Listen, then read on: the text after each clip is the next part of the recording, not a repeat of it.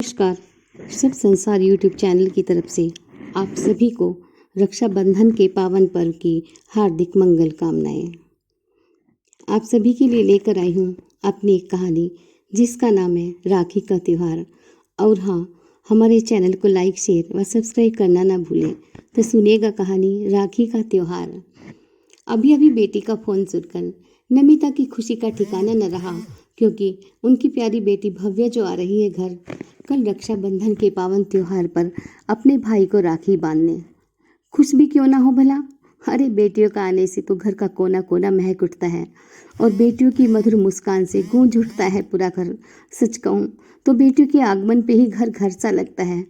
नमिता जी सोच ही रही थी कि तभी उनकी बहू हाथ में मोबाइल लिए कमरे से बाहर नमिता जी के पास आई और कहने लगी, मम्मी जी, मेरी मम्मी का फ़ोन आया है और वो पूछ रही हैं कि हम कल कब तक घर पहुंच जाएंगे।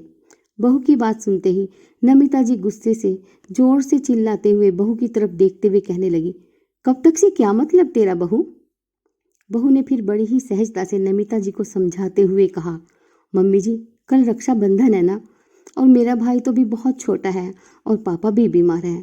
कहकर बहू के चेहरे पर उदासी छा गई।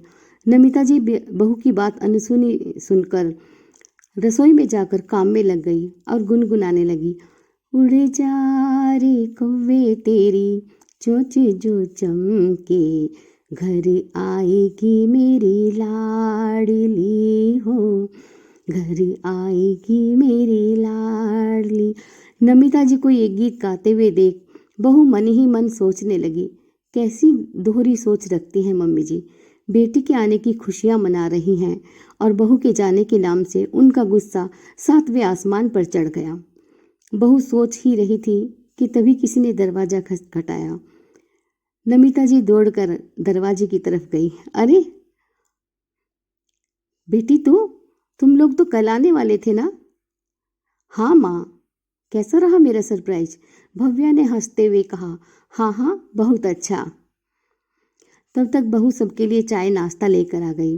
भव्या देख रही थी कि उसकी भाभी उनके सामने जैसे जबरदस्ती खुश दिखाने की कोशिश कर रही है, और अपनी माँ और भाभी के व्यवहार को देखकर उसे समझते देर न लगी कि जरूर इन दोनों के बीच कुछ नाराजगी चल रही है।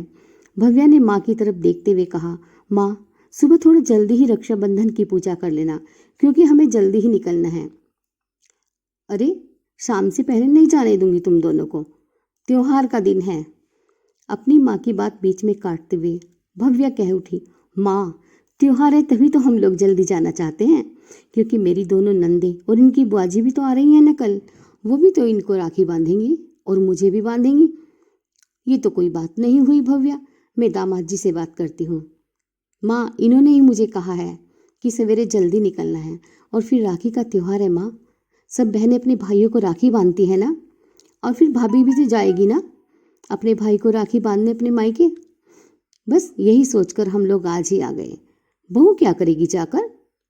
नमिता जी ने बड़े गुस्से से बेटी की तरफ देखते हुए कहा, अपने घर रहेगी, जिसे आना है राखी बंधवाने वो आएगा, भाई छोटा है तो क्या हुआ। माँ की बात सुनकर भव्या समझ गई कि ओह, तो ये वजह है भाभी के चेहरे की खुशी गायब करने की।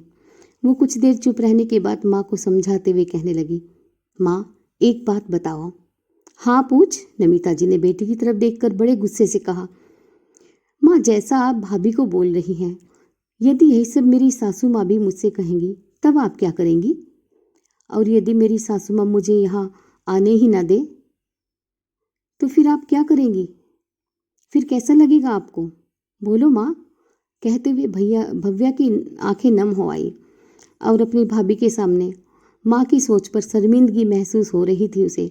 उसने माँ को समझाते हुए फिर से कहा, दुनिया की हर माँ चाहती है कि उसकी बेटी त्योहार पर अपने मायके आए, और सभी बेटियां भी यही चाहती हैं कि शादी के बाद ये भाई बहन का पावन त्योहार वो खुशियों से अपने मायके में जाकर मनाएं। तो फिर बहू के आते ही माँ सास क्यों बनकर रह जाती है। बोलो माँ, बोलो ना। बहू को भी बेटी के समान देखना चाहिए।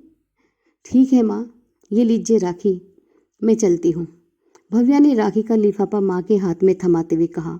बेटी की बात सुनकर नमिता जी रोने लगी और बेटी को गले लगाते हुए कहने लगी, मुझे माफ़ कर दे भव्या। मैं बहू को खुशी खुशी मायके भेजूंगी और तुम्हारी तरह ही उसे भी लाड प्यार करूंगी और मान सम्मान भी इस घर में मिलेगा। लेकिन तू ऐसे तो मत जा नाराज होकर। भव्या ने माँ के आंसू को पोंछकर उन्हें गले से लगा लिया। बहू रसोई घर से खड़ी खड़ी ये सब देख रही थी। उसकी भी आंखें भीगी हुई थी।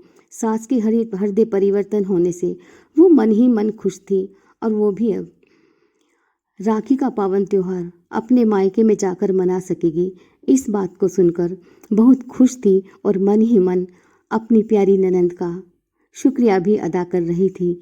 तो मित्र